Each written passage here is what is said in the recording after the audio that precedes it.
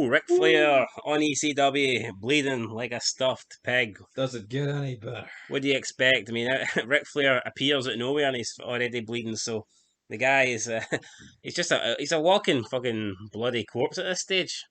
But Kevin Ford would have a field day with Ric Flair, man. I know. I mean, who's got more blood? Fucking who's spit? I mean, who's depositing more blood here? Kevin Thorne or Ric Flair? Anyway, we kick off the show with Paul Paulie. Heyman, basically blaming the fans for RVD's demise, and he says that he had to look out for RVD and kick ass. I don't really get that. He kind of screwed him out the belt there. He says that the crowd, they were pushing RVD, and yeah, basically they were, causing him to wrestle every night and do all these high risk maneuvers, and that's what wore RVD down and cost him against the Big Show. Then Heyman says he's suspended RVD for 90 days, 30 days. So RVD won't, you Doesn't won't see really him. specify why. Yep. He doesn't say it's because of the drug dose. They probably were trying to get at the fact that he knows RVD's pissed and he's suspending him for 30 days. Then he goes backstage. You have the worst backstage fucking crew you've ever seen. Walks past a bunch of jobbers, Roadkill, FBI, Stevie Richards. And then he runs to the biggest. Well, Tommy Dreamer's the man. Tommy Dreamer in a red shirt, literally a red shirt here. He wants answers, but Paul Heyman says he deserves answers, but he can't give them it now because he doesn't have time because Tommy Dreamer's got a match. So Tommy Dreamer goes out and he's against Test in the opening match here of ECW, the big steroid test. Mhm. And this actually was a decent match. It went a lot longer than I was expecting. I was expecting Test to win this in about a minute. But the Probably. finish was absolutely awful. Yeah, so Test kind of controlled the match, the majority of it, missed some big moves. Obviously, Dreamer managed to come back, get the advantage. Looked like he could maybe win, but then Dreamer's going for the Dreamer driver. Test manages to use the ropes to get out of it, and then uses the ropes for leverage to pin Dreamer. And it's like, really, you've just debuted at Test last week. He's came back, and you're having him cheat to beat Dreamer. Who was he against last week again? Al Snow. And it's like he didn't beat him quick. No, I mean he demolished Al Snow. I get maybe the feud Tommy Dreamer higher than Al Snow, but I mean I think you can have Test beat Tommy Dreamer here without Tommy Dreamer looking weak. So Yep. it is what it is. Like I said, we were watching it. I think honestly, if Dreamer beat Test, I know Test would be beat then, but I don't know. Like I just think it looked awful weak that he needed to stoop this low to beat Tommy Dreamer. Like Yep. it wasn't like he cracked him in the head with a chair and threw the chair at the ring and pinned him, because that would have been like cool. Like fuck you. But it's probably a better match than I thought a non-extreme Dreamer Test match could deliver. Yep. So then we move on. It's Candice, Michelle, and Kelly backstage. So it looks like there's going to be some double team action in the Extreme Expose tonight. After that, we have Kevin Thorne backstage with Ariel, blood, fortune cookie card, and then he spits on the camera, and it wasn't nowhere near as good as last week spit in the camera. So he spits the blood on the camera, and then are we getting Kevin Thorne next week? I mean, at this stage, who knows? They've been kind of. I mean, this is what, the 5th week. This is the 5th show. Yeah. And I guess you don't have to rush things, but I mean, who knows? Maybe we'll see him. Then we have the Kelly, Candice, Michelle. Same shit we've seen for the past couple weeks, but since it started, song's going. Mike Knox comes out waiting for his cue. Last week, Independence Day, he had the American flag. This week, he's went back to the white towel. Val Venus's white fucking towel. But he should have brought a white flag with him, because the Sandman comes out and starts battering him with a cane, and then he smacks him, and Mike Knox falls off the stage. So pretty decent spot, that. Yep, it was good. It was alright. And it actually combined 2 story arcs that they've been going with, and kind of made them, even though it's the same old pish, it kind of made them feel a bit better than what they could have been the 5th weekend.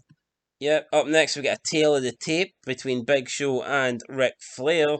Then we move on to Sabu versus Just Incredible. This was not an Extreme Rules match. But it was an Extreme Rules match. I guess considering what the main event's going to be, it makes sense that I had not to have this in Extreme Rules match. Yeah. But in the end, Sabu gets kind of bored after a couple of minutes and puts Just Incredible through a table, which I believe is a DQ for Just Incredible, gets the win, but Sabu's music plays, so I mean, They didn't really make that clear. Like, Them, why is Sabu not getting suspended? don't know.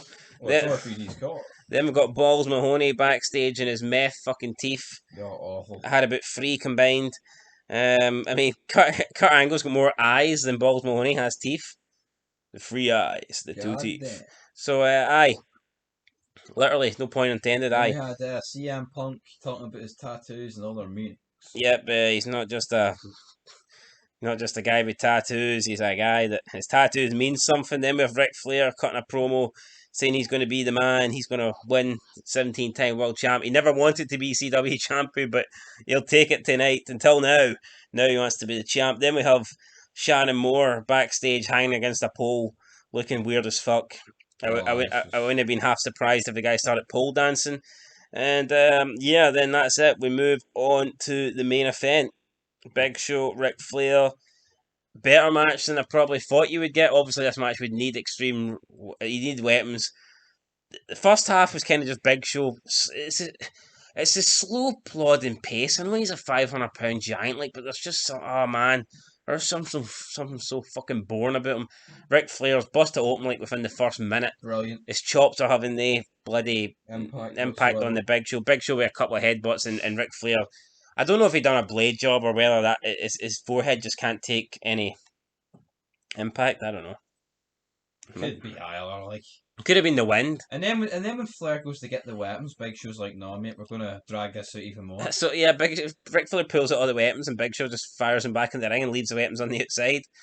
Then Ric Flair, 16-time world champ, nails about 16 low blows. Then goes out and gets the weapons in and starts smashing Big Show with everything he has: barbed wire, baseball bat, steel chair, trash can. Then he gets the thumbtacks and fires them all. And this was Ric Flair's demise because once the Big Show fell onto the thumbtacks, he kind of just pissed him off. He got up and choke slammed Flair, then put him in the sleeper hold. Ric Flair, I don't think he taps out, but the referee kind of just ends the match there Aye, there's no response for Ricky because Boy. and then Ric Flair calls an audible on the floor, and I could have swore he said like Throw me in the throw me in the tax. tax. So Big Show gets him up, and Oh, launches him onto the attack, celebrates with the title, and then a bunch of officials come out and try and help Ric Flair to the back, and he's busted open, flabby skin, out of shape, old, tack stuck in him everywhere, covered in blood. He has to take a rest on the fucking steel steps, making his way to the back, and it's either great selling by Ric Flair or he really is, as Danny Glover would say in Lethal Weapon, too old for this shit. But regardless, it's another good Ric Flair match, good Ric Flair moment. and it's the match of ECW so far. I'd say so, yeah. I mean, I can't remember what it was until Like, this, but see when I say match, so you got to factor stuff in, right? This match is no right to be this good. yeah, but it Like, was and like good. I said, the first half was pretty awful because Big Show was just dragging the arse out. But see, once it got extreme, see, once there was blood, Headbutt, just shows you chop. how much blood adds. It does. So there you go. And for I mean, this arguably could have been, it could potentially be the best DCW we've seen so far. I mean, I've got to give props to the main event. The main event was good. Ric Flair promo before the main event was good. We seen CM Punk go a wee bit more in depth. We had you had a lot on this show. I'll give it a 6.5 because I've got to take points off for the whole test thing. The finish was not good. The match was actually pretty good, but the I finish was think awful. Heyman's explanation's a bit retarded. I thought it was alright. But I think it's a bit retarded. And enough. I mean, if I'm going to be really petty, the Kevin Thorne thing, the blood effect wasn't as good. But I mean, again, I'm not. That's not really. I'll give it a 6. I mean, there wasn't much. I'll give it a 6. The main event I think was good. Yeah, probably the best match we've had so So I've just far. run down the show and still give it a higher rating than you. So 6.25 is what we're giving this show. Aye. Fair enough. Highest rated show so far, guys. Let us know what you think down below. Ric Flair's the man. In my opinion, he should have became the 17th time world champion here, but unfortunately, We didn't. we've got Big Show holding the belt for at least another 4 or 5 months. Anyway, till next time, guys. That has been it for your ECW review. Peace.